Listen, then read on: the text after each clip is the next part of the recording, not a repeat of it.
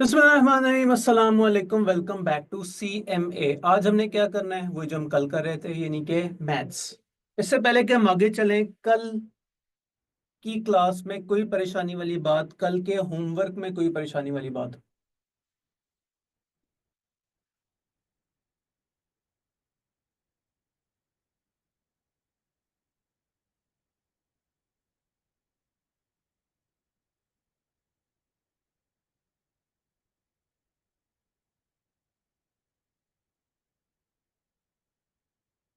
अवाम ने कहा नो। ठीक है, इसका मतलब ये होमवर्क इजी था, लेकिन स्टिल चूंकि प्री बैच है, हमारे पास बहुत टाइम है, तो हम सुकून से काम करते हैं। आप लोगों ने जो है वो होमवर्क किया होगा।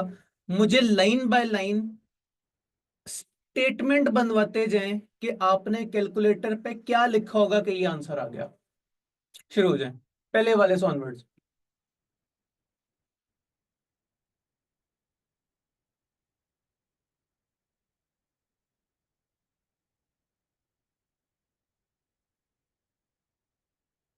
ये चलिए, स्टेटमेंट्स ना भी बनाए, मुझे ऐसा करें 1 2 3 4 5 6 7 8, 1 से लेके 8 तक लिस्ट डाउन कर दें कि यहाँ जो फिल इन द ब्लैंक है इसका क्या आंसर है। हम सोल्यूशन से टैली कर लेंगे। कहीं सोल्यूशन आप लोगों का टैली ना किया तो वो सिर्फ दोबारा सॉल्व कर लेंगे। करें शुरू।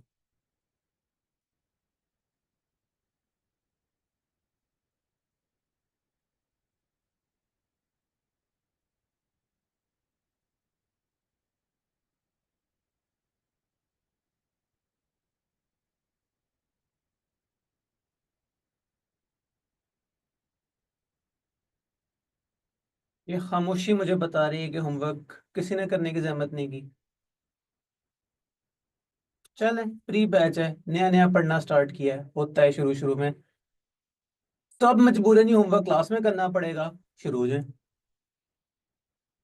मुझे स्टेटमेंट बना के दें। क्या मैं लिखूं? सिर्फ मार्कअप अवेलेबल है कि मार्जिन आ जाए?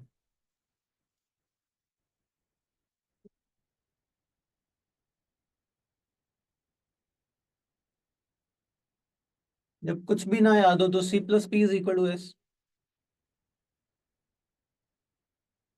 क्या अवेलेबल है? ना C ना S। तो फिर अवेलेबल क्या है? मार्कअप। मार्कअप क्या है? 93%। 93% ऑफ व्हाट? C। मार्कअप है तो कॉस्ट का होगा। C जो दिल करता है ज्यूम कर लें। 100C plus 93 is equal to S। S is equal to 193। तो हमें चाहिए क्या? Margin. 93/193 should be the margin. हाँ, लगाएं फॉर्मूला फिर।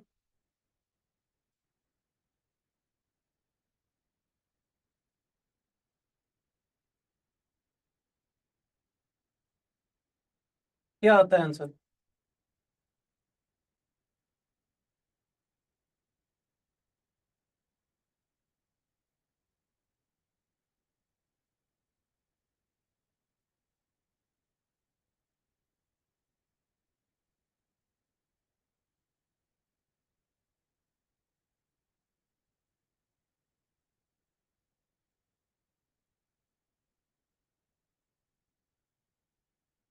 अवाम ने कहा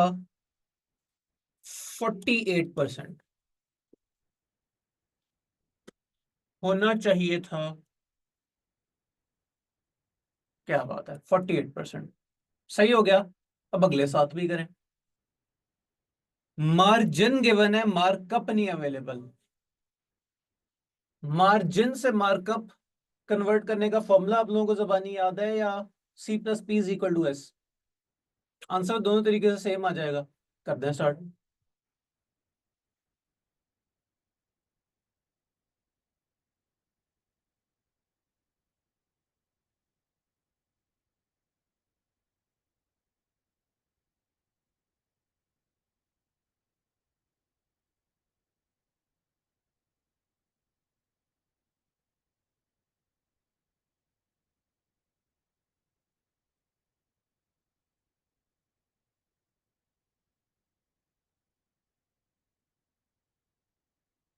अवाम ने कहा 36। Let's have a look. 37। 36 को राउंड अप करके 37 किया जा सकता है।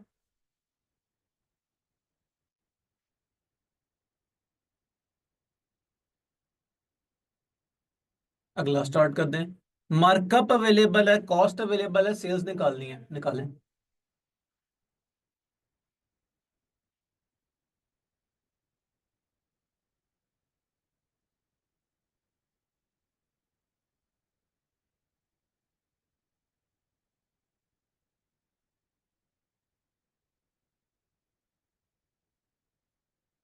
जो लोग रिकॉर्डिंग देख रहे हैं वो बोर हो रहे होंगे, लेकिन क्या करें, मजबूरी है। मैं अपने पहले होनहार बच्चों को कल का होमवर्क करा दूं, फिर हम अगला अगला क्लास वर्क करेंगे।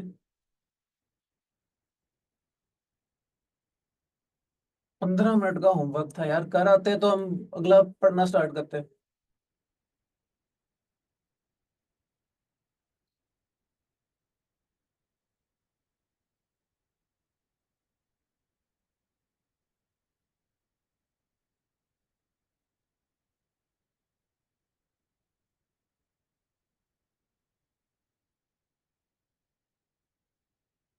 अवाम ने कहा 1724 होना चाहिए था।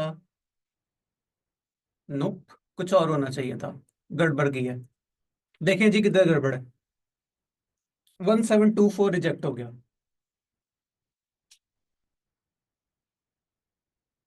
चलें, आपने चूंकि कोशिश की है, टक्कर मारी है। अच्छा, अब हमने कहा 4531।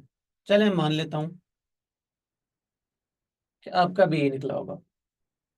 नेक्स्ट, मार्कअप गिवन है, सेल्स गिवन है, कॉस्ट नहीं गिवन। निकाल लें।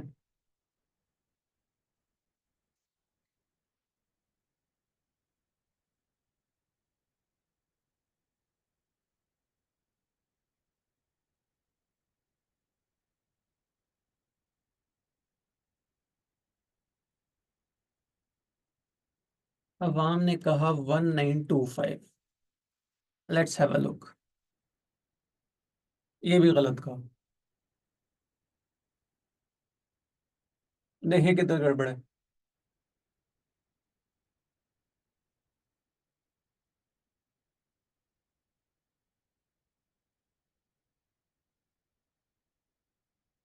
बेचारे कल्ले बंदे को काम पे लगाए हुए हैं। बाकी स्टूडेंट्स क्या कर रहे हैं, आप भी देख लें।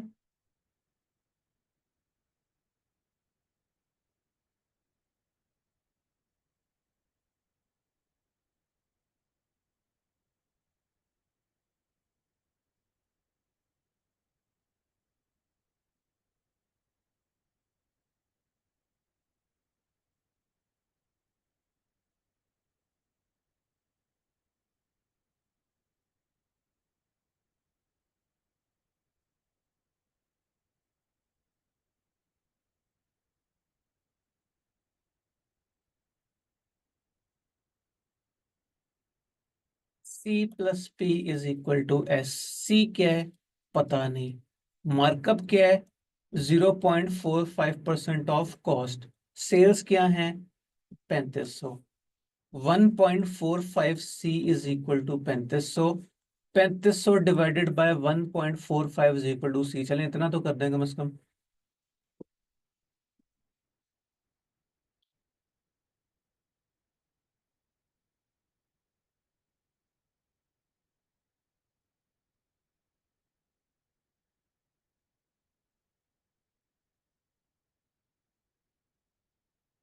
अवाम ने कहा 2413.7। फाइनली। नेक्स्ट, मार्जिन गिवन है, कॉस्ट गिवन है, सेल्स नहीं पता। लगाएं पता जरा।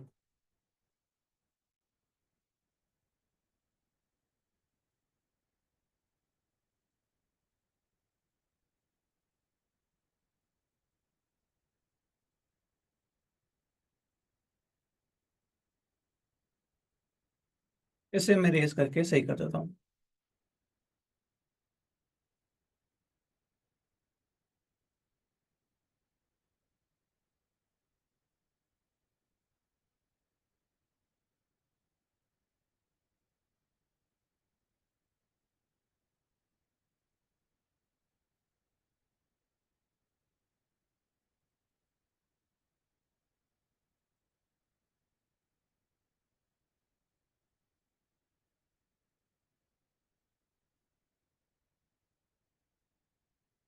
जो स्टूडेंट ने अभी अभी ज्वाइन किया है, काश आप होमवर्क करके आए हो तो आप फौरन से मुझे बता दें इसका आंसर क्या निकाला आपने। ये फिफ्थ वाले का।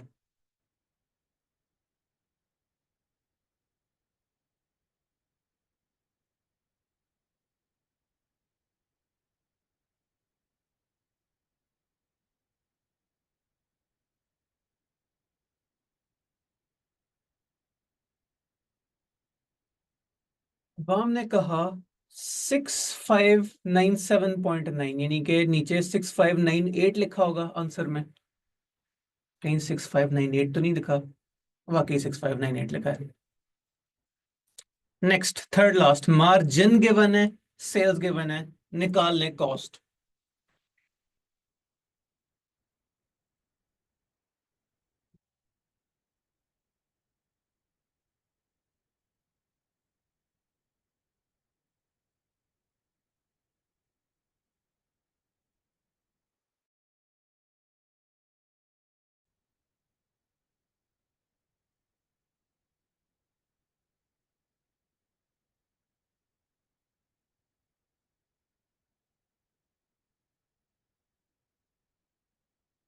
6562 होना चाहिए था। 6562 बिल्कुल ठीक है। आखिरी दो हो जाए शुरू। दोनों जगह कॉस्टें गिवन है, दोनों जगह सेल्स गिवन है, एक जगह मार्कअप चाहिए, एक जगह मार्जिन चाहिए।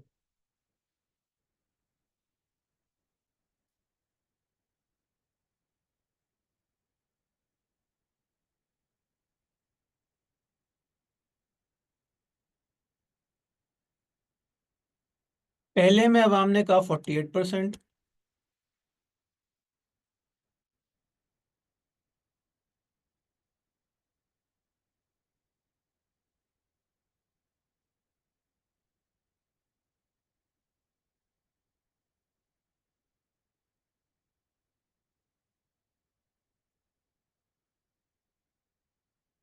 मैं लास्ट वाले का वेट कर रहा हूँ, फिर एक ही दफा दोनों का आंसर देख लेंगे।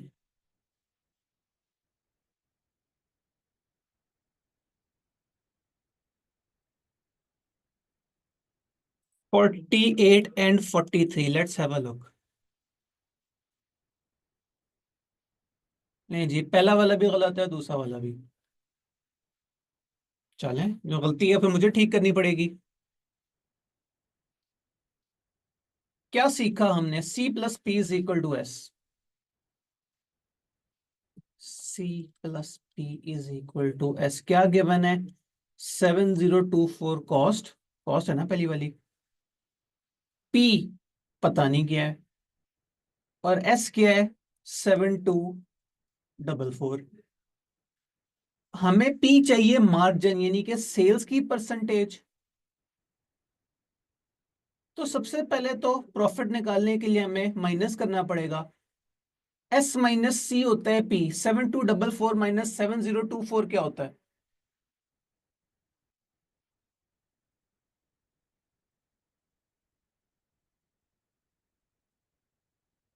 अब हमने कहा 220, बिल्कुल ठीक कहा। तो प्रॉफिट होता क्या है? मार्जिन, सेल्स की परसेंटेज। 220 over sales 7244।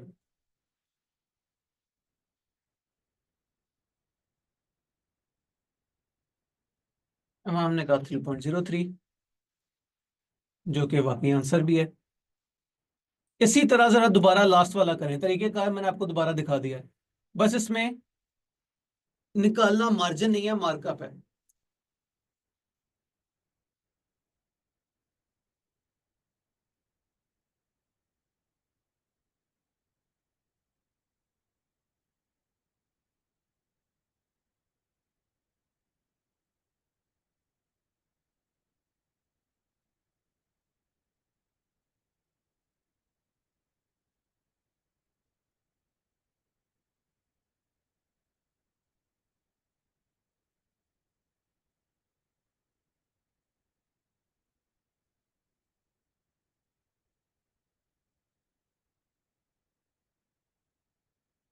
ये भी मुझे करना पड़ेगा। C 7505। ले जी, अब हमने आंसर निकाल दिया 30.04। क्या था ना आंसर? 30%, बिल्कुल सही।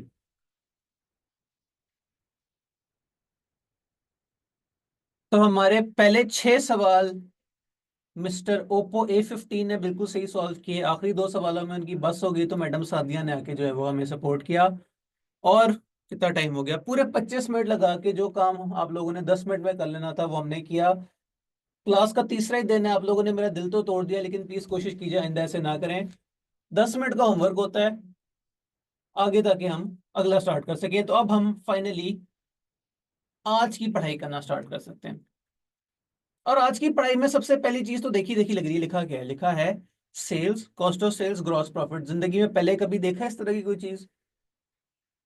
जाहिर सी बात है देखी होगी, इंट्रो आप लोग पढ़ के आए हैं पीआरसी लेवल पे। सेल्स होती है, सेल्स में से कॉस्ट ऑफ सेल्स माइनस करो तो ग्रॉस प्रॉफिट आ जाता है। तो बड़ी सिंपल सी बात है, हमें बचपन से पता है। इसको मजीद जूम करके देखते हैं इसके अंदर क्या है। इसको मजीद जूम करके देखा तो कॉस्ट ऑफ सेल्स में बड़ा कुछ है। मटेरियल 1028, अगर मिलियंस की हम बात करें, लेबर 2337, फिक्स्ड ओवरहेड्स 1000 और वेरिएबल ओवरहेड 637, मिला के लिखा है 5002। कहां से आए 5002? ये इस वाले 5002 का ब्रेकअप है। मजीद जूम करके देखते हैं इसके किसके अंदर क्या है।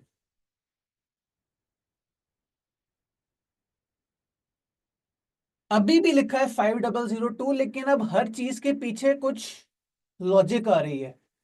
मटेरियल्स के आगे लिखा है 366 मिलियन इंटू ₹2.81 पर केजी। यानी कि मटेरियल में आपने इतने मिलियन किलो कोई सामान इस्तेमाल किया, और वो जो चीज भी इस्तेमाल की वो 1 किलो जो है वो ₹2.81 की आती होती थी। साथ साथ मल्टीप्लाई करके देख लें आगे जो 1028 लिखा है ठीक लिखा है कि नहीं। साथ ही लिखा है labour 2.53 hours multiply bye 925 per hour से मिला 2337। क्या देखने वाली बात है, कुछ घंटे थे, वो कुछ प्राइस से मल्टीप्लाई हुआ। प्राइस में क्या लिखा है? 925 पर आवर। यानी कि 1 घंटे काम करने का मजदूर को आपने 925 रुपए दिया है। टोटल पूरे साल में, या जितने भी क्वार्टर के अकाउंट्स हैं या महीने के अकाउंट्स हैं, उस महीने में या उस साल में या उस क्वार्टर में आपके टोटल मजदूरों ने मिलके इतने मिलियन घंटे काम किया, तो आपका टोटल बिल बना 2337 मिलियन का। फिर उसके नीचे लिखा है फिक्स्ड ओएच। फिक्स्ड ओएच के नीचे क्या लिखा है? 500 million rent plus 500 million utilities. Utilities कहते हैं बिजली का बिल, पानी का बिल, इस तरह की चीजें, इंटरनेट का बिल वगैरह वगैरह। यानी कि फिक्स्ड ओएच के अंदर कोई रेट वगैरह मल्टीप्लाई नहीं हो रहा, उसमें सीधी सीधी चीजें हैं। इतना आपने रेंट पे दे दिया, इतनी आपने बिजली का बिल वगैरह दे दिया, ये आपका है फिक्स्ड ओएच। जबकि वेरिएबल ओएच में अगर आप देखें तो लिखा है hours multiply bye rupees per hour. देखा जाए तो ये चीज और ये चीज सेम है। ये चीज और वो चीज सेम होने के पीछे इंसानों वाली लॉजिक क्या है? मजदूरों ने 2.53 मिलियन घंटे काम किया, तो ये जो ओवरहेड्स हैं, जो ऊपर के खर्चे हैं, ये जो फैक्ट्री के बाहर सिक्योरिटी गार्ड बैठा बैठा था, ये जो है लाइट जली होगी या कोई भी ऐसा काम होगा, जितने घंटे मजदूरों ने काम किया उतने घंटे ही वो हुआ होगा सारा कुछ। Multiply by rate, rate different है। मजदूरों को आप 925 के हिसाब से देते हैं, जबकि आपके वो वाले ओवरहेड्स जो कि मजदूरों के साथ साथ चलते हैं, लाइक फॉर एग्जांपल कोई ऐसी मशीन है जो कि जितने घंटे मजदूर बैठेंगे सिर्फ उतने घंटे ही चलेगी, तो उसका सारा का सारा जो बिल होगा वो घंटों पे बेस करेगा। वो हम निकाल लेंगे उसका वेरिएबल ओवरहेड रेट। ये सारी चीजें आगे हमने जाके पढ़नी है, इंतहाई डिटेल से पढ़नी है, लेकिन अगर मैं इंतहाई बेसिक्स की बात करूं तो मटेरियल, लेबर और ओवरहेड्स में एक चीज जो थीम कॉमन थी वो क्या थी? मटेरियल के केस में क्वांटिटी मल्टीप्लाई हो रही थी प्राइस से। लेबर के केस में आवर्स मल्टीप्लाई हो रहे थे रेट से। वेरिएबल ओवरहेड के केस में आवर्स मल्टीप्लाई हो रहे थे रेट से। देखा जाए तो क्या प्राइस और रेट तकरीबन सेम चीज नहीं होती? प्राइस आपने कह दिया कि फलाना मटेरियल मुझे कितने रुपए किलो का पड़ेगा, और रेट हो गया कि मैं अपने मजदूरों को कितने पैसे पर आवर या पर डे या पर यूनिट दूंगा। दोनों एक तरह का खर्चा है आपका। जबकि क्वांटिटी और आवर्स क्या मिलती जुलती चीज नहीं है? क्वांटिटी हो गया कि आपने कितने किलो चीज इस्तेमाल की, और घंटे में हो गया कि आपने कितने घंटे बंदे इस्तेमाल किए। इन अदर वर्ड्स, हर तरह का खर्चा एक्सेप्ट फॉर फिक्स्ड ओएच। देखा जाए तो फिक्स्ड ओएच के पीछे भी यही हो रहा होगा, लेकिन मोटा मोटा देखा जाए तो मटेरियल, लेबर और वेरिएबल ओएच में जो थीम कॉमन है वो ये कि कोई एक क्वांटिटी होती है। मटेरियल के केस में क्वांटिटी केजीज में हो सकती है, लीटर्स में हो सकती है, जबकि लेबर और वेरिएबल ओवरहेड के केस में या तो आवर्स हो सकते हैं, एक और चीज भी हो सकती है। क्या बोला? यूनिट्स। क्या पता आप अपने मजदूरों को पर घंटे पैसे ना देते हो? क्या पता आप उनसे कहते होंगे यार एक यूनिट बना लो, या जो भी आप चीज बनाते हैं, एक मेरे सामने क्या पड़ा है, मेरे सामने कैमरा पड़ा है, एक कैमरा बना लो आपको इतने पैसे मिलेंगे। अब वो 1 घंटे में बनाओ, तुम 2 घंटे में बनाओ, या 12 घंटे में बनाओ, एक कैमरे के इतने फिक्स पैसे हैं। तो उस केस में आपका जो लेबर और वेरिएबल ओवरहेड्स है वो यूनिट्स के ऊपर स्प्रेड आउट हो जाएगा। यहां तक कि जो मैंने तकरीर की, कोई परेशानी वाली बात?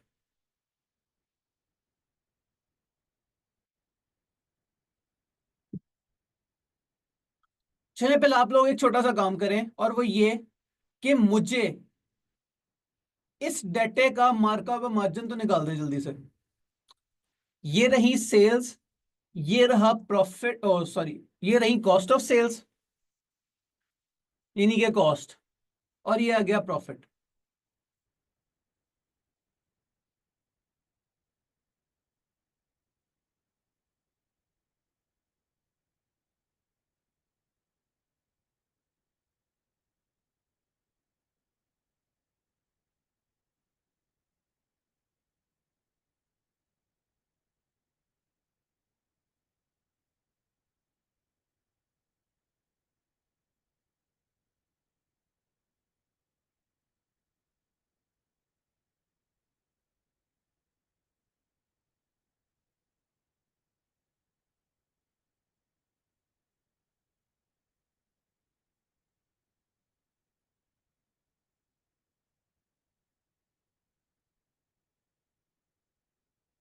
सी plus P is equal to S भी चल सकता है, और कल जो फॉर्मूला पढ़ा था वो भी चल सकता है कि profit over cost is equal to markup और profit over sales is equal to margin.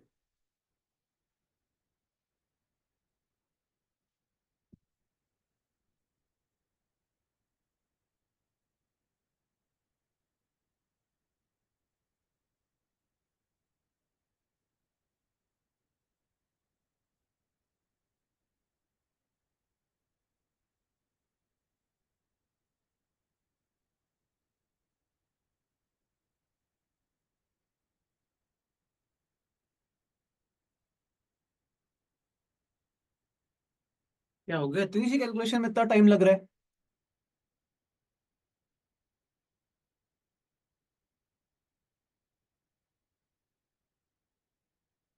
Finally अवाम ने कहा 89.45 मार्जिन। 89.45, तो फिर मार्कअप कितना?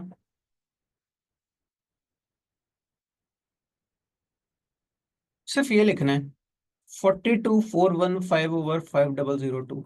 बस। अवाम ने कहा 847.96।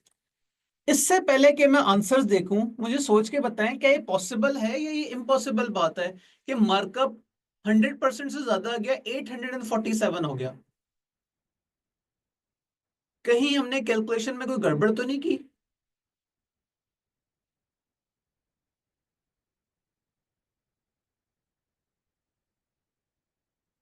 और इसका जवाब ये बनता है कि आप लोग आगे से इंतहाई कॉन्फिडेंस से बोलें कि नहीं, हमने कोई गड़बड़ नहीं की। ये कंपनी इतने एक्स्ट्राऑर्डिनरी प्रॉफिट में है कि इसका मार्कअप 847 है।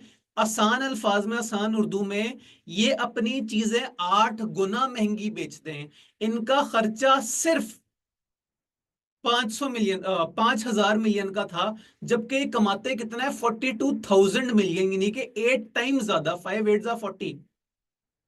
अब देखें आंसर्स क्या हैं। बिल्कुल सही आंसर्स हैं, 848 और 89। आगे चलते हैं। हमें आगे क्या क्या डायलेमास फेस करने पड़ेंगे, आर्स का मसला, यूनिट्स का मसला, केजीस का मसला, वो मैंने आपको एडवांस में बता दिया कि किस किस तरह के मसले होंगे। क्यू और पी, मैंने कल जो कहा था कॉस्ट के 200 सबसे इंपॉर्टेंट तरीन फॉर्मूलाज, उनमें से क्या था, C plus P is equal to S और Q into P is equal to C. ये Q into P is equal to C हमें आगे बहुत सारी जगहों पे देखना पड़ेगा, कोई मसला नहीं, देख लेंगे इसे भी। फिक्स्ड कॉस्ट एलोकेशन क्या होती है, भी बहुत बड़ा सरदर्द होता है, हम जाके देख लेंगे इसे चैप्टर 3 में, जो कि अगर हमारा बिल्कुल इससे अगला चैप्टर होगा।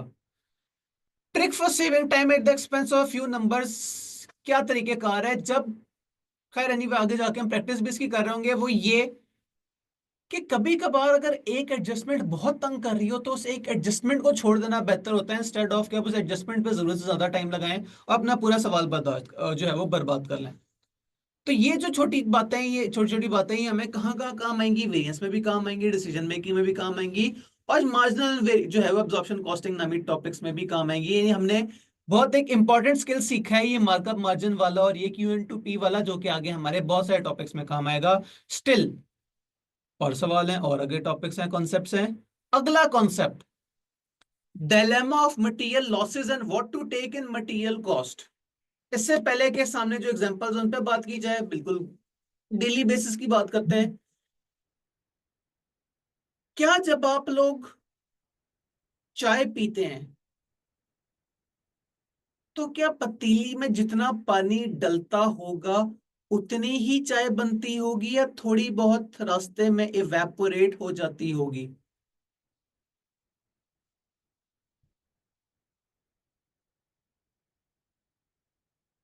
कॉमन सेंस वाली बात है कि जो चीज भी आप पकाते हैं वो जरा थोड़ी रह जाती है,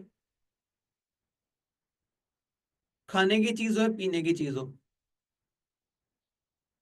अब अगर किसी होटल ने बड़े लार्ज स्केल पे चाय बनानी है, उन्होंने 100 लीटर पानी डाला हो किसी पतीले में, अब पता नहीं 100 लीटर का पतीला कितना बड़ा होता होगा, क्या 100 के 100 लीटर की चाय भी बनती होगी? नहीं, कुछ इवेपोरेट हो जाता होगा। हम्म, कितना इवेपोरेट हो जाता होगा पता नहीं, हम कोई साइंटिस्ट थोड़ी हैं। सवाल हमें, स्टोरी हमें कुछ ना कुछ परसेंटेज बताएगी कि कितना इवेपोरेट हो जाता होगा। तो अगर हम जरा एक आसान सी एग्जांपल लें, 100 लीटर इनपुट किया गया और आपको किसी साइंसदान ने कहा कि आमतौर पे जो है ना 10% जो है वो उड़ जाया करता होगा, तो मुझे सोच के बताएं कितने लीटर चाय बनी होगी।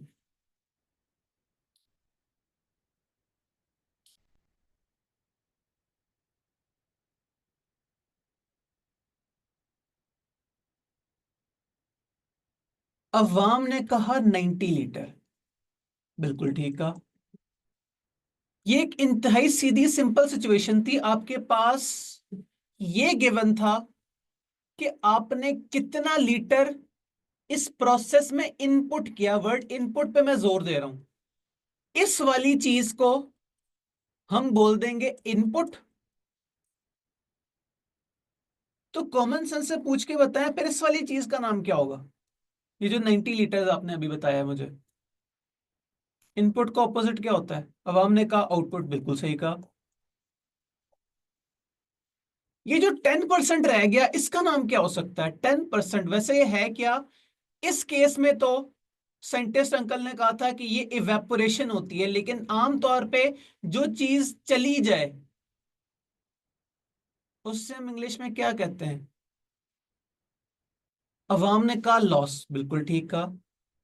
यानी कि बातों बातों में हमने फॉर्मूला बना लिया, इनपुट मल्टीप्लाई बाय लॉस, आगे लिख लें ब्रैकेट में कि लॉस की परसेंटेज की बात हो रही है, is equal to output, note कर लें। आपकी फॉर्मूला शीट में एक और फॉर्मूला एंटर हो गया, इनपुट मल्टीप्लाई बाय लॉस की percentage is equal to output. अगर सवाल उल्टा आ जाए, सवाल कहे रेस्टोरेंट ने 90 लीटर चाय बनाई मगर, चले मैं फिगर चेंज कर देता हूं ताकि बिल्कुल ही रट्टा ना लग जाए। सवाल कह रहा है कि एक रेस्टोरेंट ने 300 लीटर चाय बनाई, ये 300 लीटर इनपुट होगा क्या आउटपुट?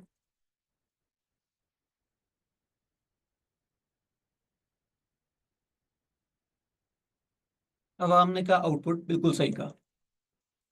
और तकरीबन 15% जो है ना लॉस हो जाया करता होता है। तो बताएं उस रेस्टोरेंट ने कितने हजार लीटर या कितने लीटर जो है वो पतीले में डाले होंगे? फॉर्मूला आपके हाथों में, निकाले जरा आंसर।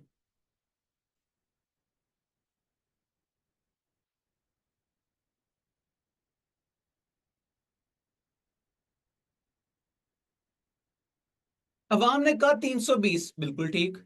कॉमन सेंस कहती है कि इनपुट हमेशा आउटपुट से ज्यादा होगा, तभी तो लॉस हो रहा है। चलें, ये लेफ्ट साइड पे दो और इंतहाई इजी इजी सवाल हैं, जल्दी से इन दोनों को सॉल्व कर लें फिर आगे चलते हैं।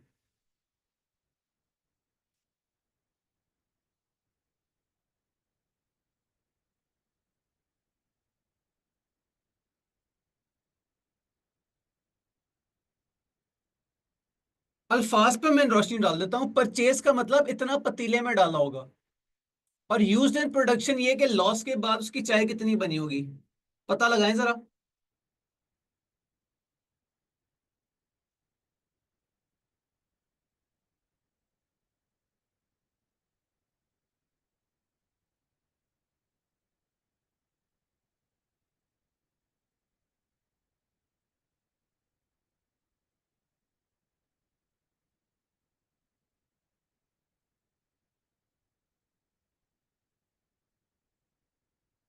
नहीं, ये नहीं हो सकता। अवाम ने कहा 780, लेकिन मेरा दिल नहीं मानता। 5200 केजी आपने पतीले में डाला, पकाना शुरू कर दिया, तो 15% लॉस के बाद सिर्फ 780 रह गया। मुश्किल है, जरा दोबारा देखें। इनपुट 5200। अच्छा हाँ, एक मिनट। लॉस की परसेंटेज ये है कि पीछे रह कितना जाता है। इसका फॉर्मूला होगा 1 - लॉस की परसेंटेज।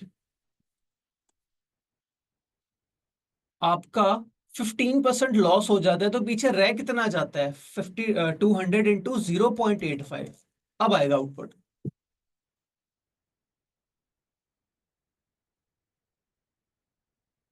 ले जी।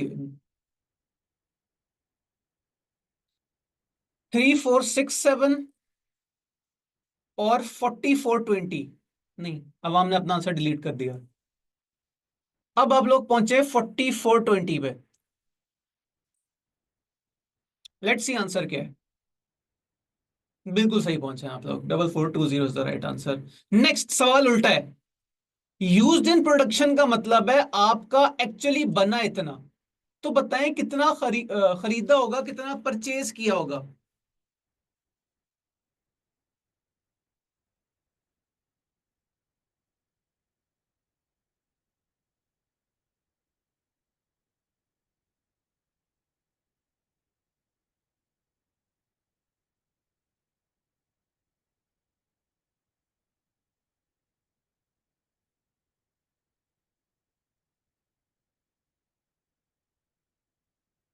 अवाम ने कहा 2945.9, मल्टीपल अवाम ने यही कहा, तो फिर यही होगा। नहीं जी, 2496। बिल्कुल सही कहा आप लोगों ने। आगे फॉर्मूला दोबारा लिखा हुआ है, output is equal to input into 1 - loss की परसेंटेज, यानी कि input is equal to output divided by 1 - loss की परसेंटेज। और एक और बड़ा कॉमन सवाल जो कि अवाम पूछती है, मैंने एडवांस में लिख दिया, वो ये कि लॉस परसेंटेज इनपुट पे अप्लाई होती है अनलेस सवाल बोल दे। अगर सवाल इस तरह की कोई बात करता पाया जाए कि आमतौर पे आउटपुट का 10% लॉस हो जाया करता है, तो इस केस में आपका फॉर्मूला जो है वो थोड़ा सा अमेंड हो जाएगा। लाइक फॉर एग्जांपल, अभी अज्यूम कर ही लेते हैं। फिलहाल हमने ये अज्यूम किया हुआ था कि 5200 इनपुट था, 5200 का 0.15 जो है वो लॉस्ट हो गया, यानी कि 5200 इंटू 0.85 इज द आंसर, यानी कि 4420। मगर अगर सवाल इस तरह की बात करता कि 4420 का 15% जो है वो लॉस हो जाया करता है, तो इसका जो आंसर आएगा वो आप ऐड कर देंगे तो आपका आंसर आ जाएगा। फॉर्मूला अभी भी सेम है, इनपुट इनटू परसेंटेज, लेकिन अब मल्टीप्लाई की बजाय हमें प्लस माइनस करना पड़ जाएगा। Input minus loss is equal to output. इस वाले स्टेप से आपके पास लॉस आ जाएगा, आउटपुट आपके पास ऑलरेडी गिवन है, इनपुट आप वहां से कैलकुलेट कर लेंगे।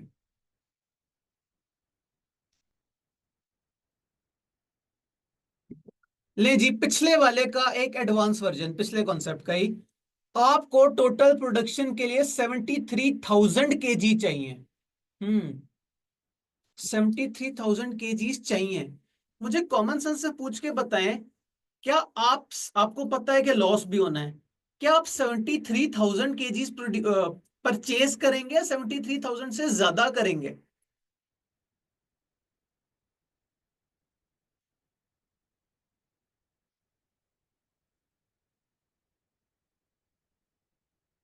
कॉमन सेंस कहती है कि ज्यादा करेंगे, बिल्कुल ठीक कहा आपने। अब मुझे पता करके बताएं, टोटल आपका खर्चा कितना होगा? टोटल कॉस्ट के आगे अननोन लिखा है।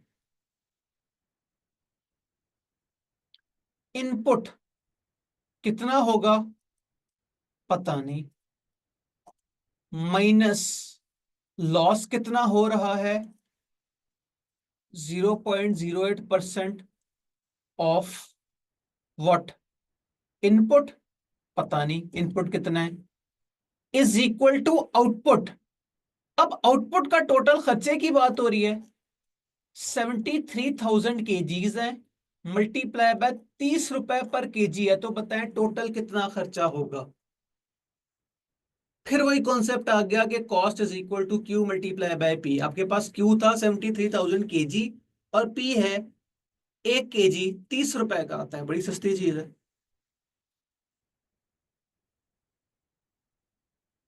मुझे इनपुट का खर्चा बता दें।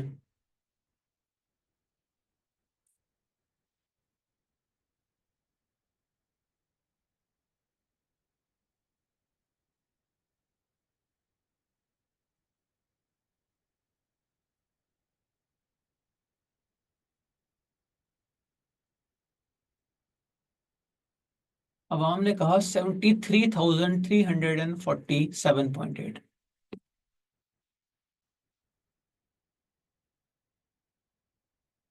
आंसर क्या होना चाहिए था? उप्स, ये तो आपने केजीज निकाले हैं, इससे जरा पर यूनिट प्राइस से मल्टीप्लाई करके देखें।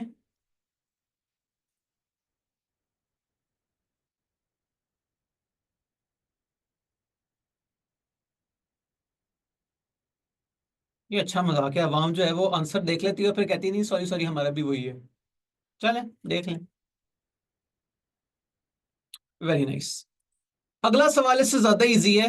केजीज रिक्वायर्ड एट एंड इतने, रुपीस पर केजी इतने, लॉस इतना परसेंटेज है, खर्चा निकाल दें। अब एक ही झटके में मुझे सही आंसर बताइएगा, बीच में गलत निकाल के दोबारा नहीं। तरीकेकार एग्जैक्ट सेम।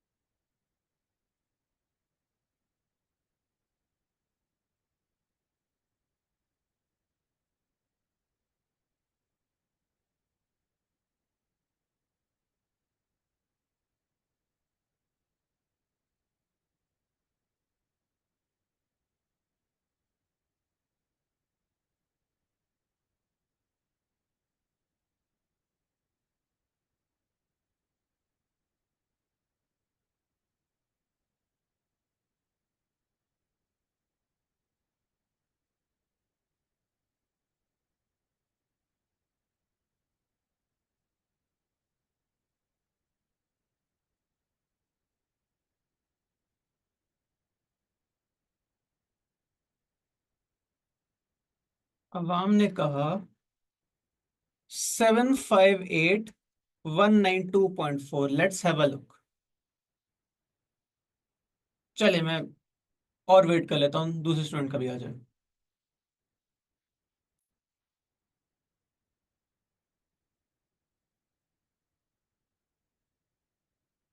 उनका भी यही है, लेट्स हैव अ लुक। बिल्कुल सही। आगे चलते हैं। सवाल उल्टा हो गया। सवाल ने आपको टोटल कॉस्ट ऑफ परचेज दे दी, सवाल ने आपको पर यूनिट रेट भी दे दिया, आपको केजीज भी दे दिया। सवाल कह रहा है लॉस की परसेंटेज निकालते हैं। ओहो, अब क्या करें? फॉर्मूला सेम है, जरा वैल्यूज पुट करके देखें क्या बनता है।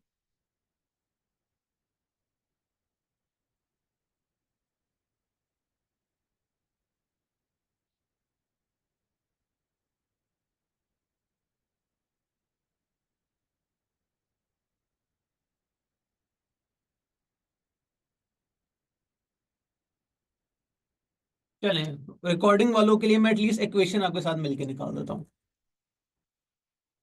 इनपुट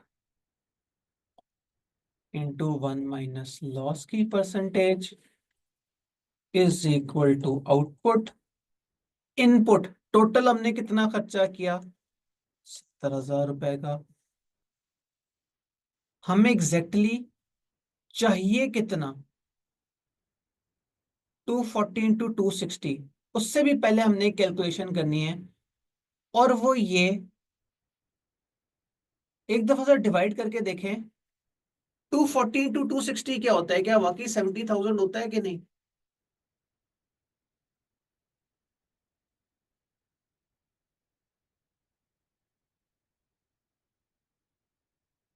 अवाम ने कहा 62,400, यानी कि हमारा आउटपुट है 62,400। तो क्या आप पता लगा सकते हैं कि 70,000 किस एक्स से मल्टीप्लाई हुआ होगा जिससे आंसर आया 62,400? कर लें।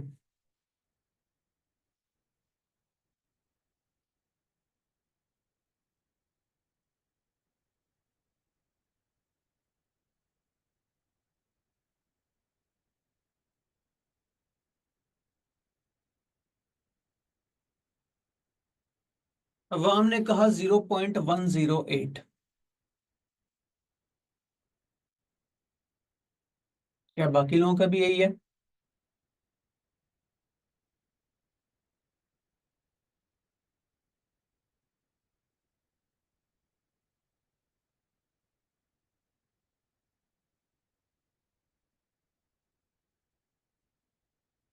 आपका आंसर जो आया है वो आया है कि वो किससे मल्टीप्लाई होगा। याद करें, लॉस परसेंटेज 1 माइनस होके आती है, तो 1 में से ये चीज माइनस कर दें, आपका भी 10.8 ही आ जाएगा। कर लें तसल्ली।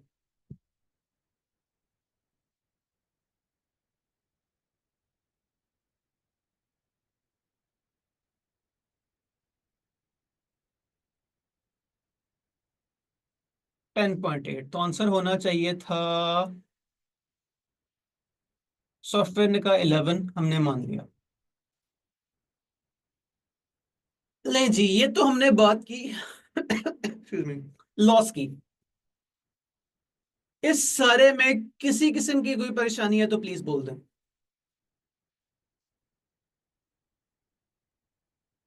क्योंकि वक्त आ गया कि हम कैफ के सब्जेक्ट्स का सबसे इंपॉर्टेंट वाला काम शुरू कर दें, जिसका नाम है पास्ट पेपर्स प्रैक्टिस। लेकिन रुकें, आपके पास एक बहाना है पास्ट पेपर की प्रैक्टिस ना करने का। हमने तो अभी सीएमए पढ़ी नहीं, हम तो मैथ्स मैथ्स कर रहे हैं तब से। तो क्या हमें पास्ट पेपर करना भी चाहिए कि नहीं? एक नजर देख लेते हैं, क्या पता हम इस काबिल हो गए हो अभी से कि पूरा सचमुच का है कि आपका पास्ट पेपर कर लें। एटलीस्ट पूरा ना करे तो 80% कर लें। ये आपके सामने क्वेश्चन 7 ऑफ स्प्रिंग 2021। ये भी नहीं कोई 20 साल पुराना सवाल हो, रिसेंट सवाल है। अब सीए की जबान में 4-5 साल पुराना पास्ट पेपर भी रिसेंट ही कंसिडर होता है। आधे पेज का सवाल, 12 नंबर की उसने आपसे पूछ लिया। ऐसा करें, सेलिंग प्राइस पर यूनिट निकाल दें फॉर FGH। सेलिंग प्राइस निकालनी है। कौन सा ऐसा सीएमए का कॉन्सेप्ट है जो हमें नहीं पढ़ा अब तक, जिससे हम मार्कअप मार्जिन ना कैलकुलेट कर सके, वो तो मैथ्स का पोर्शन है। इन अदर वर्ड्स ये सवाल सारा का सारा हम अभी से करने के काबिल हो गए। चले काम करते हैं। आज मैं ये सवाल आपके सामने तसल्ली से रीड कर देता हूं। चले इसी से आपको जो है वो मेरे स्टाइल का भी अंदाजा हो जाएगा कि हम करते ऐसे हैं कि एक सवाल को पहले तसल्ली से रीड करते हैं, उसकी ईच एंड एवरी जो है वो एडजस्टमेंट पर गौर फिक्र करते हैं कि इससे होगा क्या कैलकुलेशन पे असर, और फिर एट द एंड जो है उसे सॉल्व करते हैं। मैं रीडिंग आपके साथ मिलकर कर लेता हूँ, उसके बाद होमवर्क में आप जो है वो टक्कर मार के आएंगे। मैं आपसे बिल्कुल ही एक्सपेक्ट नहीं कर रहा कि आप 100% सही सवाल सॉल्व करके आएंगे, लेकिन अगर आप 60-70% एडजस्टमेंट भी ठीक करके आ गए तो कल को मुझे बहुत खुशी होगी। Let's read the question. सबसे पहले याद करें, अगर आप लोगों की कैफ की पहली अटेम्प्ट है तो सबसे पहले पढ़ते हैं सवाल की रिक्वायरमेंट। हमने पढ़ी कल, compute the selling price per unit. तरीकेकार ये हुआ करेगा कि स्लाइड्स पे सोल्यूशन भी अवेलेबल है, लेकिन सोल्यूशन हम पहले नहीं देखेंगे ताकि हमारी नीयत ना खराब हो। हम पहले जो है वो सवाल अपने हाथ से खुद सॉल्व करें, फिर सोल्यूशन की तरफ आए। अच्छा, ये रिक्वायरमेंट हमने पढ़ ली, सवाल पढ़ना स्टार्ट करें। आमतौर पे ज्यादातर सवालों का पहला पैराग्राफ किसी काम का नहीं होता, मगर हम इग्नोर नहीं करेंगे। क्या पता ये सवाल उन कुछ सवालों में से हो जिसमें पहले पैराग्राफ में भी कोई काम की इंफॉर्मेशन गिवन हो। पढ़ते हैं। फलानी कंपनी करती है manufacturing and distribution of consumer products, मेरा से कोई ताल्लुक नहीं है। फॉलोइंग इंफॉर्मेशन प्रोडक्ट्स के बारे में, प्रोडक्ट का नाम है FGH, for the year ended फलाना। जब भी डेट्स की बात हुई उन्हें हाईलाइट कर लें, काम आ सकती हैं। लिखा है आगे सेल्स 5 लाख यूनिट्स, आगे लिखा है 57,000 और ऊपर लिखा है रुपीज एंड 000। 56,000 को इंग्लिश में क्या बोलते हैं? 56,000 या 56 मिलियन या 56 बिलियन?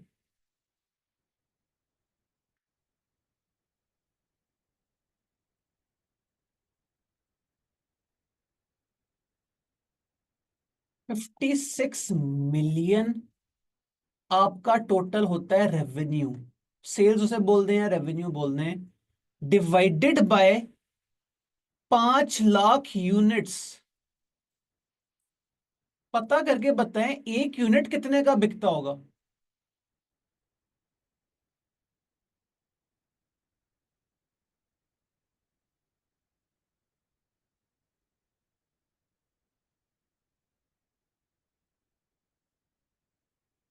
अवाम ने कहा 112। अब कुछ मैथ स्टेप्स जो कि आपको सवाल में बहुत मदद करेंगी वो हमने साथ साथ सीखनी है। आपने कैलकुलेटर पे लिखा होगा 56,000,000,000 डिवाइडेड बाय 5,000,000,000। तो अगर हम थोड़ी सी कॉमन सेंस यूज करें, ऊपर 6 जीरोज है नीचे 5 जीरोज है, इसलिए मैंने आपसे एडवांस में पूछा था 56 मिलियन का मतलब क्या होता है। मिलियन में हमेशा से हमें याद है कि 6 जीरोज होते हैं, और 5 लाख में कितने जीरोज हैं? 5। ऊपर वाले 6 जीरोज, नीचे वाले 5 जीरोज। 5 जीरोज ऊपर वाले 6 जीरोज में से 5 जीरोज को काट गए, पीछे क्या बचा? 560 डिवाइडेड बाय 5। कैलकुलेटर पे सिर्फ आपने इतना लिखना है 560 डिवाइड बाय 5। इस तरह के कामों से अपना जो है वो टाइम सेव करना है। तो 560 डिवाइड बाय 5, मैं अज्यूम कर रहा हूं अभी भी आंसर 112 ही होगा। तो ये तो हम चाहते हैं कि टाइम सेव हो, हम इतने सारी जीरोस लिखने में अपने टाइम जाया किया होगा। और ये गलती का चांस भी ज्यादा है, एक जीरो भी ऊपर कम डाल दिया तो आपका आंसर क्या आएगा? 11.2, जो कि गलत हो जाएगा, जो कि नहीं आना चाहिए था। तो 112 हमारे पास आ गई सेल प्राइस पर यूनिट। ये सेल प्राइस पर यूनिट मैंने क्यों निकाली है, क्या है मेरे काम आएगी कि नहीं पता नहीं, लेकिन स्टिल जब भी इस तरह का, अभी थोड़ी देर पहले मैं क्या कह रहा था, Q इंटू पी की सारी गेम है। तो अगर यहां आप Q और P कैलकुलेट करके रख लें तो भला हो जाता होता है। Q आपके पास यहां आपको ऑलरेडी गिवन था, P आपने खुद कैलकुलेट कर लिया। अब आगे जो भी एडजस्टमेंट्स है कुछ Q पे लग रही होंगी कुछ P पे लग रही होंगी, कोई टेंशन नहीं। नेक्स्ट, मटेरियल 30 रुपए पर केजी, 22.5 मिलियन का आपका खर्चा हुआ। क्यू इंटू पी की गेम है, टोटल खर्चा अगर आप 22.5 है और मटेरियल आपका 30 रुपए पर केजी है, तो पता लगाएं कितने किलो मटेरियल यूज हुआ होगा।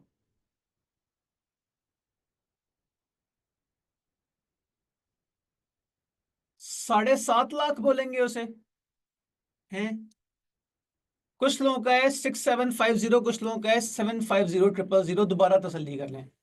कैलकुलेटर पे लिखना है 222500 और आगे 000 के बजाय मैं सिर्फ 2 जीरोस लिख रहा हूं क्योंकि 30 का एक जीरो तो कट गया। डिवाइडेड बाय 3, पता करें ये क्या होता है। 225 के आगे 4 जीरोस। बल्कि अगर आपने क्यूएम से अच्छे टीचर से पढ़ा तो उसने आपको ये भी बताया होगा कि कैलकुलेटर पे ऐसे भी लिखा जा सकता है 225 इंटू x4। कैलकुलेटर पे एक बटन होगा x10 के नाम से, वो भी शॉर्टकट के तौर पे यूज किया जा सकता है। 225 इंटू 10 4 डिवाइडेड बाय 3। कैलकुलेटर से पता करें ये क्या होता है। तो पता लगा कि पिछले दोनों आंसर्स गलत थे ना। 7.5 लाख, 7.5 लाख 75,000, सॉरी 7.5 लाख है। 750000 ये आपके पास आ गई क्वांटिटी।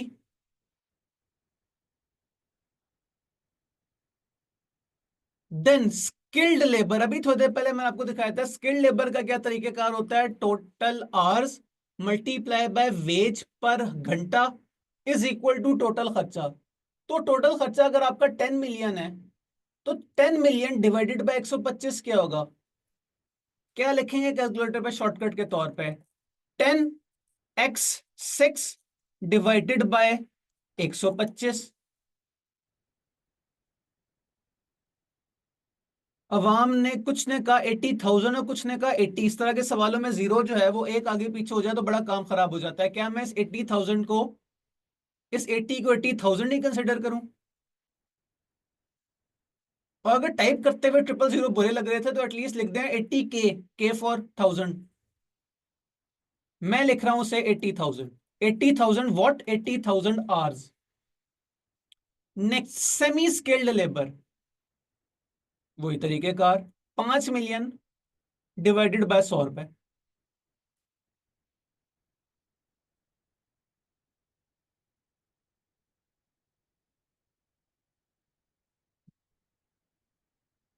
50,000 आवर्स काम किया सेमी स्किल। अच्छा, अगर आपको वर्ड अजीब से लग रहे हैं तो मुझसे पूछ लिया करें। वैसे स्किल्ड लेबर कहते हैं जरा पढ़े लिखे लोगों को, सेमी स्किल्ड लेबर कहते हैं जरा कम पढ़े लिखे लोगों को। आमतौर पे तो इसी से अज्यूम किया जाता है कि जिनकी सैलरी ज्यादा होती है वो सेमी स्किल्ड और जिनकी सैलरी कम होती है वो सेमी स्किल्ड। और फिर आ गया प्रोडक्शन ओवरहेड्स 50% वेरिएबल। 50% वेरिएबल का क्या मतलब हुआ। आधे वेरिएबल। तो अगर आधे वेरिएबल है तो बाकी क्या होंगे। आज ही पढ़ा था दूसरी तरह के ओवरहेड्स। क्या था दूसरे तरह के ओवरहेड्स का नाम। अवाम ने कहा फिक्स, बिल्कुल सही कहा। तो 4,500 मिलियन का आधा क्या होगा।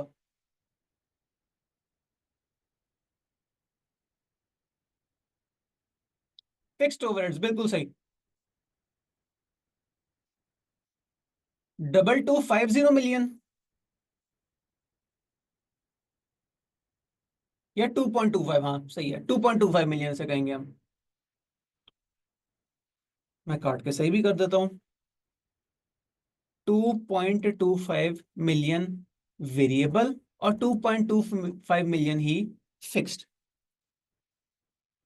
इस टेबल का हम जितना ऑपरेशन कर सकते थे कर चुके। पहली दफा आई कैप का पास पेपर कर रहे हैं सीएमए का, इसलिए बड़ा स्लो स्लो कर रहे हैं, वरना नेक्स्ट सवालों में ये सारा स्टेप हमने शायद 20 सेकंड में किया हो। अब आगे तीन चार एडजस्टमेंट्स हैं, बारी बारी एडजस्टमेंट पढ़ते हैं और देखते हैं इसमें क्या बताया जा रहा है। Increase production volume by 10% to take advantage of increase in demand. In PRC आप लोग करके आए। इंक्रीज इन डिमांड का क्या मतलब होता है। चीजें कम बिकेंगी या चीजें ज्यादा बिकेंगी या चीजें कम बनाएंगे या चीजें ज्यादा बनाएंगे। अवाम ने कहा सेल्स इंक्रीज, ठीक है। क्या सेल्स इंक्रीज का कोई दूसरा इंपैक्ट तो नहीं होता। अगर आपने चीजें बेचनी ज्यादा है तो मजबूरन बनानी भी ज्यादा पड़ेंगी। जबरदस्त, अगले भाई ने एक सेंटेंस में पूरी जो चीज मैं सुनना चाह रहा था वो कह दी। उन्होंने फरमाया चीजें ज्यादा बनेंगी और ज्यादा बिकेंगी। जबरदस्त, यही है कि ना सिर्फ सेल्स इंक्रीज होंगी बल्कि प्रोडक्शन भी इंक्रीज होगी। जाहिर सी बात है, चीजें बनाएंगे ज्यादा तो बिकेंगी ज्यादा।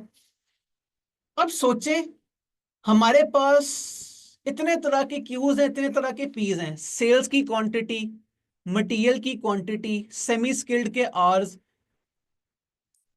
स्किल्ड के आवर्स, सेमी स्किल्ड के आवर्स, प्रोडक्शन ओवरहेड्स में वेरिएबल वाले ओवरहेड्स के आवर्स। मुझे सोच के बताएं इन सब में से कौन कौन सी चीज का 10% पे इंपैक्ट होगा। अगर सेल्स 10% होगी तो सेल्स की क्वांटिटी 10% इंक्रीज होनी चाहिए।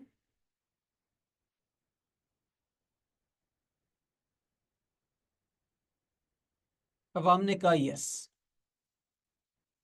कल क्या सीखा था, चीज 10% इंक्रीज हो रही हो तो उसे 1.1 से मल्टीप्लाई करते होते हैं। क्या मटेरियल का जो 30 आपने जो है वो 7,50,000 यूनिट्स या केजीज परचेज करने थे, क्या वो 10% से इंक्रीज होंगे?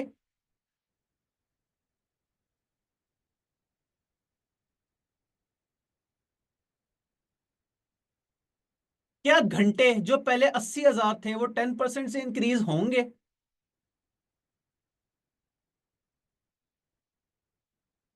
क्या वेरिएबल और सेमी स्किल्ड भी 10% से इंक्रीज होने चाहिए?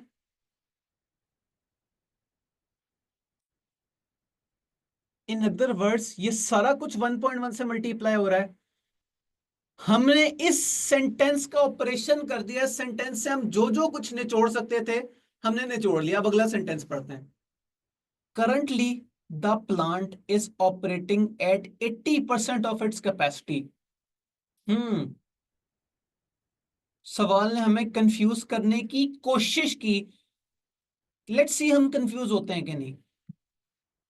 Currently plant 80% of the capacity का है, प्योर मैथ्स की इक्वेशन। अगर आजकल आप 5 लाख यूनिट्स बनाते हैं और वो 5 लाख किसी परसेंटेज यानी कि टोटल कैपेसिटी का 80% है, तो बताएं टोटल कैपेसिटी क्या होगी?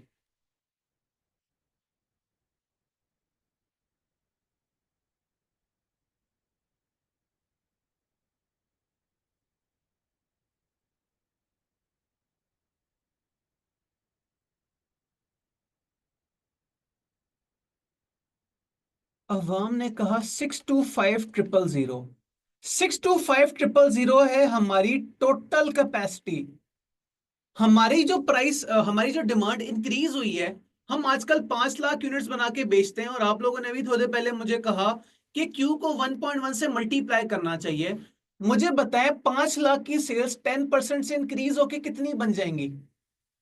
5 लाख इंटू 1.1। अवाम ने कहा 5.5 लाख।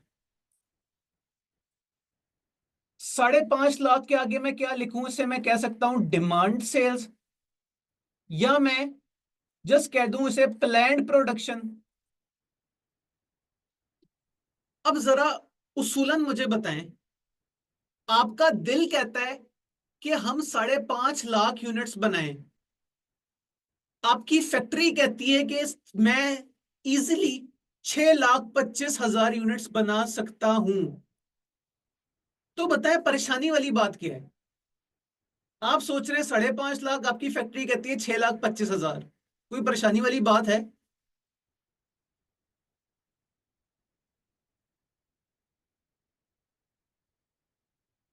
यानी कि सवाल ने हमें सिर्फ इस सेंटेंस देके कंफ्यूज करने की कोशिश की। इस कैलकुलेशन का हमारे सवाल की वर्किंग से कोई ताल्लुक नहीं था, लेकिन ताल्लुक हो सकता था अगर किस्मत खराब होती। फर्ज करें कैपेसिटी होती टोटल 5,25,000, ये हम जस्ट इमेजिन कर रहे हैं। हमारी टोटल कैपेसिटी होती 5,25,000 और आपका डिमांड निकल आती प्रोडक्ट की 5.5 लाख। अब बताएं क्या होना चाहिए था? क्या आप चाह के भी 5.5 लाख यूनिट्स बना सकते हैं?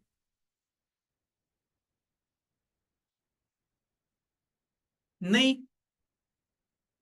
तो हमारी प्रोडक्शन कितनी होगी? मुझे वन वर्ड बता दें, हमारी प्रोडक्शन उस वाले केस में क्या होगी? 5,25,000, 5 लाख या 5,50,000? अवाम ने कहा 5.25, बिल्कुल सही। तो ये एडजस्टमेंट सिर्फ हमारी नीयत चेक कर रही थी, जिसमें हम बिल्कुल भी जो है वो फीके नहीं पड़े। बताएं कोई परेशानी वाली बात? पॉइंट नंबर 1 का हमने 100% ऑपरेशन कर लिया। अब यहां से कोई निचोड़ने वाली बात नहीं है। अब अगली लाइन पढ़ते हैं। Purchase 60% of the materials from FL associated company. उन्होंने दे दिया है discount. Additional wastage from this material is expected to be 1%। Urdu तर्जमा क्या बनेगा? हम फिलहाल जितने हजार मटेरियल जो है वो कंज्यूम करते हैं, उसका 60% हम किसी और से लेंगे, जिसमें तरीकेकार ये होगा कि हमें 5% डिस्काउंट मिल जाएगा, मगर वेस्टेज है 1% की। जिस सवाल में एक से ज्यादा जिस एडजस्टमेंट में एक से ज्यादा तरह के इश्यूज है, उसके आगे हम लिख देते होते हैं डब्ल्यू। ये डब्ल्यू हम अलग से जो है वो एक लाइन में नहीं कर सकते, हम 2-3 लाइनों में एक छोटा सा टेबल बना के मटेरियल की परचेज के ऊपर गौर फिक्र करेंगे। तो इसके आगे मैं लिख दिया डब्ल्यू। लेकिन चूंकि ये सवाल आप लोगों का होमवर्क है, सिर्फ 5 मिनट रह गए, चलें, मैं डब्ल्यू के बारे में आप लोगों को अभी से नहीं बता रहा। टक्कर मार के आइएगा, दोबारा कह रहा हूं, एटलीस्ट कुछ करके आइएगा। बिल्कुल ब्लैंक आने से बेहतर है। कल मैं क्लास में करा दूंगा सवाल, टेंशन नहीं लेनी। रिप्लेस 40, अच्छा 60% के साथ हमने ये सलूक करना है, तो पीछे रह क्या गया? पीछे 40% और भी है, उसके साथ क्या करना है? इंतहाई लॉजिकल बात है, जरा मुझे सोच के बताइएगा। मैं आपसे कह रहा हूं कि आप लोग आजकल 100 किलो कोई चीज खरीदते हैं, उस 100 में से 60 किलो मैं आपको अपने किसी फ्रेंड से सस्ती दिलवा दूंगा। लॉजिकली सोच के बताएं, बाकी जो 40 किलो रह गया, उसकी प्राइस क्या होगी? उसकी प्राइस वही थी जो पहले होगी, बिल्कुल सही। नई वाली चीज सस्ती है लेकिन खराब है, उसमें 1% लॉस भी है। लॉस का ट्रीटमेंट आपने आज सीख लिया। जबकि जो बाकी 40% चीज है ना, उसमें लॉस है कोई एडिशनल, और ना इसमें कोई प्राइस का चेंज है। Third point, replace 40% of the skilled labour with semi skilled labour. Skilled labour जो आजकल आपके पास 80,000 घंटे काम करते हैं, उनमें से 60% आप फारिग कर देंगे। 60 के 40% फारिग कर देंगे, यानी कि 60% अपनी जगह पे अभी भी कायम है, उतना ही काम करेंगे, उतने ही पैसों पे करेंगे। जबकि 40% को आपने कर दिया फारिग। ओहो, उस फारिग करने का अब क्या साइड इफेक्ट होगा? वही काम आप करवाएंगे सेमी स्किल्ड लेबर वाले नेक लोगों से। मसला ये कि वो जो सेमी स्किल्ड वाले लेबर हैं, वो टाइम ज्यादा लगेंगे 30%। ये 30% इंक्रीज हो रहा है, ये क्यों इंक्रीज हो रहा है? कि पी इंक्रीज हो रहा है? घंटे बढ़ रहे हैं कि प्राइस बढ़ रही है?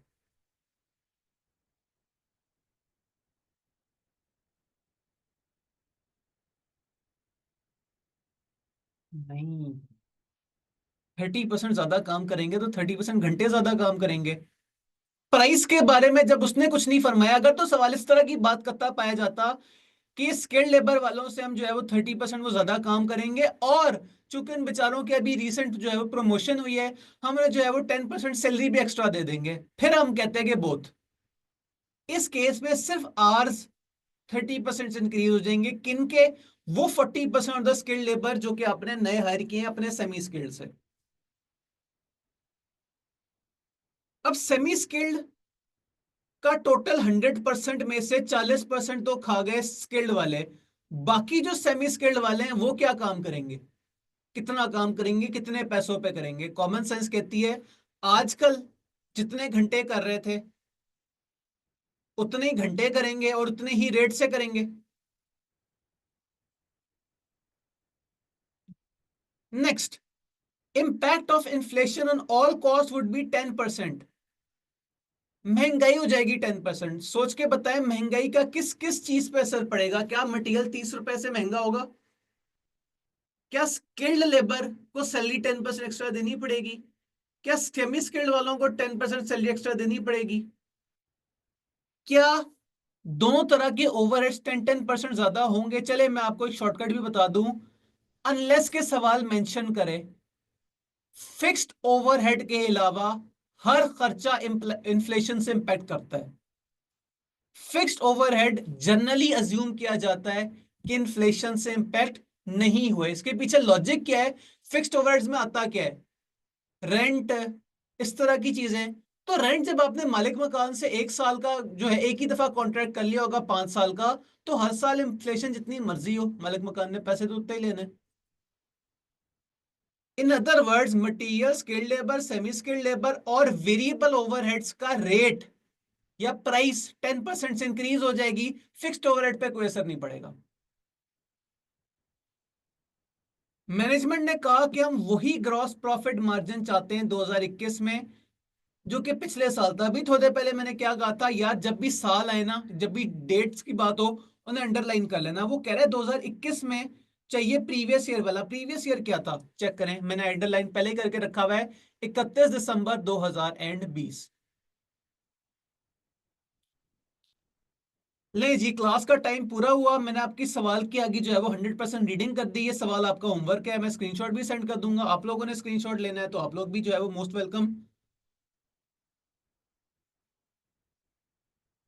तो आज की क्लास यहाँ तमाम हुई। मुझे बोले अल्लाह हाफिज। और ये आपके सामने होमवर्क क्वेश्चन 7 और स्प्रिंग 21।